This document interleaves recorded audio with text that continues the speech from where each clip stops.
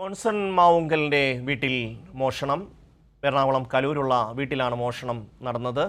തിയോഫിൻ ചേരുകയാണ്. തിയോഫിൻ, എന്തൊക്കെയാണ് വിശദാംശങ്ങൾ?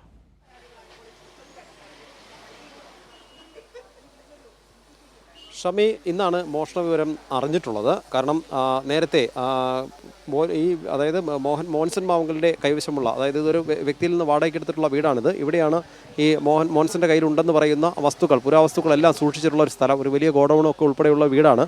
ഇവിടെ സ്വർണ്ണം പൊതിഞ്ഞ ഖുറാൻ, അത്തരം വസ്തുക്കളൊക്കെ ഉണ്ടെന്ന് പറയുന്നു. ഈ വസ്തുക്കളൊക്കെ നഷ്ടപ്പെട്ടു എന്നാണ് ഇപ്പോൾ മോൻസൺ പറയുന്നത്. മോൻസൺ നേരത്തെ കോടതി, പോലീസിൻ്റെ കസ്റ്റംസിൻ്റെ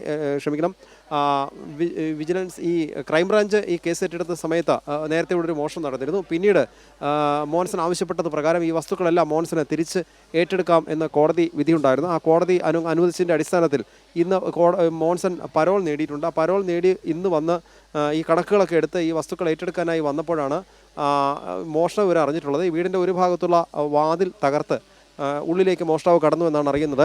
മോൻസൺ പറയുന്നത് 20 കോടിയോളം രൂപയുടെ വസ്തുക്കൾ, അത്രയും വില വരുന്ന വസ്തുക്കൾ ഉണ്ട് എന്നാണ്. എന്നാൽ പോലീസ് ഇത് പൂർണ്ണമായി വിശ്വസിച്ചിട്ടില്ല. കാരണം പറഞ്ഞത് മോൻസൺ ആണ്. തട്ടിപ്പ് കേസിലെ പ്രതി മോൻസൺ മാവുങ്കലിൻ്റെ വീട്ടിൽ മോഷണം. തിയോഫിനാണ് വിശദാംശങ്ങൾ നൽകിയത്.